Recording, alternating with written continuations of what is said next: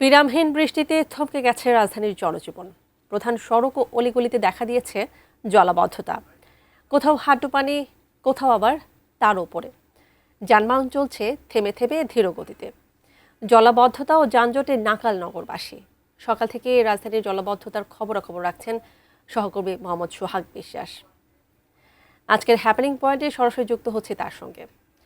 সোহাগ, আপনি আমাদের শুরুতেই জানাবেন, আজ সকাল থেকে কিন্তু আপনি বিভিন্ন এলাকায় ঘুরে বেরিয়েছেন। কোন কোন এলাকায় জলাবদ্ধতা বেশি দেখা গেছে, সাধারণ মানুষ কি বলছেন?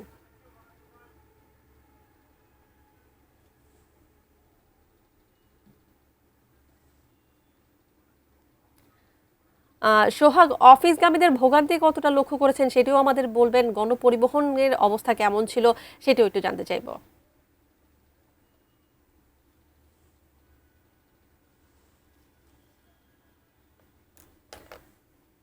সোহাগ, সেই সাথে জলাবদ্ধতা নিরসনে আপনি সিটি কর্পোরেশনের কোনো কর্মীকে দেখেছেন কিনা, তারা কাজ করছেন কিনা? আপনি যেহেতু রয়েছেন সেখানে আমাদের একটু জানাবেন।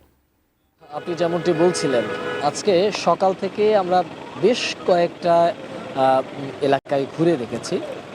সবগুলো এলাকার চিত্র যদি বলি তাহলে এই যে চিত্র দেখছেন, ঢাকার বেশিরভাগ এলাকার চিত্র একই রকম।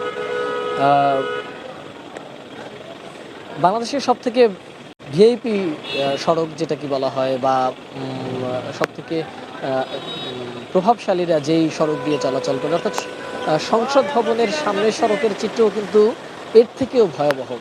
তো সেক্ষেত্রে আসলে বলা যায় যে ঢাকার চিত্র আসলে কি সেটি তো বোঝাই যাচ্ছে। আমি এই মুহূর্তে রয়েছি মালিবাগে। সেই মালিবাগে হাঁটু সমান পানি। এই পানি মারিয়ে যারা যাচ্ছেন তারা বেশ ভোগান্তিতেই আসলে পড়েছেন। এছাড়া মিরপুর, কালশি, তারপরে কাকরাইল, পল্টন, ধানমন্ডি এবং মিরপুরের ওই দিকটা অর্থাৎ মাজার রোড, গাবতলীর কিছু এলাকা, মোটামুটিভাবে ঢাকার যে এলাকাগুলো রয়েছে সেই এলাকাগুলোতে এই জলাবদ্ধতা বেশ লক্ষ্য করা গেছে। সবথেকে বেশি ভোগান্তি হচ্ছে অলিগলিগুলোতে। যেই অলিগলিগুলোর দিয়ে বেশিরভাগ মানুষ যাতায়াত করে, আমরা সেই অলিগলিগুলো আমরা ঘুরে দেখেছি। সেই অলিগলিগুলোর অবস্থাও কিন্তু একই রকম। স্কুল কলেজগামী শিক্ষার্থীরা, তাদের অবস্থাও একই রকম। মুরব্বী, আমি একটু আপনার সাথে কথা বলি। এই যে বৃষ্টি হলেই জলাবদ্ধতা সৃষ্টি হয়, পুরো ঢাকা শহর আসলে পানিতে তলিয়ে যায়, এটার একটা আসলে কি মনে করেন যে এটা কারণ? পূর্ববর্তী সরকার ছিল, বর্তমান সরকার তো না। পূর্ববর্তী সরকারও করে না, এখন যারা করে তারাও করে না। এটা হলো এটার বিরাট বড় প্রকল্প। এইসব কাজে কেউ আদেশ চায় না, এরাই যায় জনগণ দুর্ভোগের উপরেই থাকে। এরা কি করবেন? এরা কেউ করবে না। এটা আসলে দীর্ঘদিন বা অনেক বছর ধরে ডক্টর মতিনা ছিল স্বরাষ্ট্রমন্ত্রী, হে জায়গায় ছিল 3 ফুট জায়গায় ছিল অনেক আগে। আর কত জাগাইতে ঘর বাড়ি জাগাইতে হবে, অনেক কাজ, বিরাট কাজ। এটা এখন তো এই যে বড় বৃষ্টি, এই বৃষ্টিটা কি আপনি রহমত মনে করেন? এটা একটা গজব, আল্লাহ গজব, সারা দেশব্যাপী গজব। এই গজব সরকার কি করবে? সরকার পারবে এটা জায়গায় মাথায় ধরতে? সরকার তো এমনি ব্যাংকগুলো চুরি করে লই গেছে সবাই। সরকার, নতুন সরকার ইয়ে তো টাকা পায় না, দিতে পারে না, কি করবে? এই কথাগুলো সরকারকে বলবেন, সরকার যেন ভালো কাজ করে। সরকার যে আসলে যারা সাধারণ মানুষ, তারা তাদের যে ক্ষোভ, তাদের যে কষ্ট, সেই জায়গাগুলো কিন্তু আসলে তারা বলছিলেন। এখানে যে শিক্ষা প্রতিষ্ঠান রয়েছে, সেই শিক্ষা প্রতিষ্ঠানের শিক্ষার্থীরাও কিন্তু একই রকম অবস্থায় রয়েছে। তারা বেশ ভোগান্তির মধ্যে দিয়ে তাদের যে সময়গুলো বা এখান থেকে যে যাতায়াত সেটি তাদের করতে হয়েছে। এবং শুধু এই এলাকা না, আমরা যেসব এলাকাগুলো দেখেছি অনেক জায়গায় বেশিরভাগ ক্ষেত্রে যেটি হয়েছে যে এই সব ক্ষেত্রে ব্যাটারি চালিত যে গাড়িগুলো রয়েছে, সেই ব্যাটারি চালিত গাড়িগুলো নিয়ে বেশ ভোগান্তিতে পড়তে হচ্ছে তাদের। রাস্তার মাঝখানে গিয়ে বন্ধ হয়ে গেছে। মোটরসাইকেলের যারা চালান, সেই মোটরসাইকেলের সাইলেন্সারের ভিতরে পানি ঢুকিয়ে দেয়। এবং বড় বড় একমাত্র বাস যেগুলো রয়েছে, সেই বাস ছাড়াও অন্যান্য যে গাড়ি বা 3 চাকার, সবগুলোতেই তাদের বেশ ভোগান্তি পোহাতে হয়েছে। আমরা বেশ স্থানীয়দের সাথে এবং যারা এখানে আগত যারা রয়েছেন, যারা পথচারী রয়েছে, তাদের সাথে কথা বলবার চেষ্টা করেছি। তারা আমাদেরকে যেটি বলছিলেন যে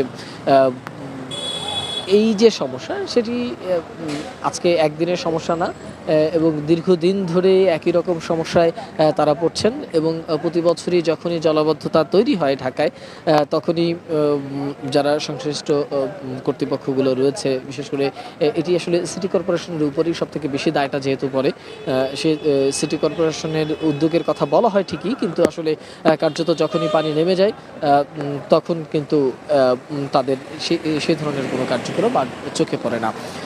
একইভাবে আমরা যেই এলাকাগুলোতে ঘুরেছি এখন পর্যন্ত, সেই এলাকাগুলোতেও আমরা এখন পর্যন্ত যে সিটি কর্পোরেশনের যে তৎপরতা বা জলাবদ্ধতা নিরসনের যে তাদের যে কার্যকলাপ, সেটি কিন্তু একেবারেই আমাদের চোখে পড়েনি।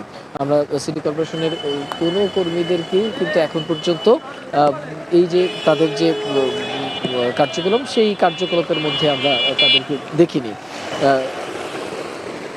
শুধুমাত্র ধরেন কিছুক্ষণ আগে বেশ মুষলধারে বৃষ্টি হচ্ছিল, কিন্তু এখন কিন্তু বৃষ্টিটা নেই। বৃষ্টি নেই, তাও বেশ অনেকক্ষণ হয়েছে যে সেই রকম আকারে বা মুষলধারে যে বৃষ্টি সেটি আসলে নেই। কিন্তু বৃষ্টি না থাকলেও এই যে পানি সেটি কিন্তু আছে, কিন্তু এই যে বৃষ্টির ছাপ কিন্তু রয়ে গেছে। সবথেকে বড় বিষয় হচ্ছে যে পানি যে নামবে, সেই নামার জন্য যে ড্রেনেজ ব্যবস্থাগুলো, সেই ড্রেনেজ ব্যবস্থাগুলোর খুবই দুর্বল অবস্থা। অর্থাৎ এর মধ্যে বিভিন্ন জায়গায় আমরা দেখেছি যে ড্রেনেজের ভিতর থেকেও আসলে ওভারফ্লো হয়ে পানি সড়কের দিকে আসছে। সে কারণে এই এলাকায় সবথেকে আমরা যেটাই এখন পর্যন্ত দেখছিলাম যে অ্যাম্বুলেন্স, বেশ অনেকগুলো অ্যাম্বুলেন্স এসেছে রুগী নিয়ে, তারা রুগী বহন করতে গিয়ে বেশ বিপাকে পড়েছে। অ্যাম্বুলেন্সগুলো মাঝে মধ্যে বিকল হয়ে যাচ্ছিল, আবার কোনো কোনো অ্যাম্বুলেন্স থামিয়ে রাখে। গন্তব্যে যাওয়ার ক্ষেত্রে বেশ এক প্রকার তারা ঝামেলার মধ্যে পড়েছে তাদের। আসলে সবথেকে বেশি যেটা আমরা এই এলাকায় দেখেছি সেটি হচ্ছে এই এলাকার যে যারা স্থানীয় যে মানুষজন, তাদের সাথে আমরা কথা বলবার যেটি আমরা চেষ্টা করেছিলাম, সেই তারাও কিন্তু একই রকমের সমস্যাগুলোর কথা বলছিল। যে আমরা একটু কথা বলি আপনার সাথে, এই যে বৃষ্টি এলে যে জলাবদ্ধতা তৈরি হয়, সেটিকে আসলে এখানে এর জন্য আমাদের দায় আছে কিনা? আমরা আসলে ড্রেনেজ পরিষ্কার করি না বলেই এটা হচ্ছে কি, আপনার সরকার যদি ভালোভাবে সব কিছু ড্রেন ট্রেন সব কিছু ক্লিয়ার রাখে, তাহলে যে জনগণের জন্য চলাফেরা করতে ভালো হয়। যেমন এই যে পানিটা যদি ড্রেনটা ক্লিয়ার থাকতো, তাহলে হচ্ছে পানিটা সহজে চলে যেত। ঠিক আছে, যেটি আসলে শুনছিলেন তা নিয়ে, যে এই যে জলাবদ্ধতা, সেই জলাবদ্ধতা কেবলমাত্র আসলে সিটি কর্পোরেশনকে দায় দিলেই চলবে না, এর মধ্যে আমাদেরও বেশ দায় রয়েছে। কারণ আমরা যখন পলিথিন কিংবা ডাবের খোসা কিংবা বোতল, প্লাস্টিকের বোতল, সেগুলো যত্রতত্র ফেলে দিচ্ছি, সে কারণে ড্রেনেজ যে ব্যবস্থাগুলো সেটি আসলে অকার্যকর হয়ে পড়ছে। ড্রেন অনেক ক্ষেত্রে ড্রেন আটকে যাচ্ছে, সে কারণে অনেক জায়গায় ড্রেন বন্ধ হয়ে যাওয়ার কারণেও দেখা যায় যে জলাবদ্ধতা তৈরি হয়। এই কারণে যে শুধুমাত্র সিটি কর্পোরেশন না, এই যে জলাবদ্ধতা, সে কারণে এই জলাবদ্ধতার পিছনে মানুষের, অর্থাৎ আমরা যারা নগরবাসী, তাদেরও বেশ দায় রয়েছে। তবে সেই দায়ের থেকেও সিটি কর্পোরেশনের উদাসীনতা আছে, সিটি কর্পোরেশনের কার্যকর পদক্ষেপ, যে সেই পদক্ষেপগুলো যেমন চোখে পড়ে না, তেমনি তাদের সুদূর প্রসারে যে চিন্তা, সেটি আসলে নেই। আপনি দেখছেন যে এই যে কাঁচামরিচ ভেসে আসছে পানিতে, দেখেন যে হয়তো বা কোনো ব্যবসায়ীর এই কাঁচামালের যে কাঁচামরিচ, সেটি কিন্তু আসলে এই যে পানিতে সেটি ভেসে আসছে। বিশেষ করে রাস্তার পাশে যে কাঁচা মালের দোকানগুলো রয়েছে, সেই কাঁচামালের দোকান থেকে হয়তো বা এই ধরনের কাঁচা মরিচ, এর আগে আরও বেশ কিছু সবজি আমরা ভেসে আসতে দেখেছি।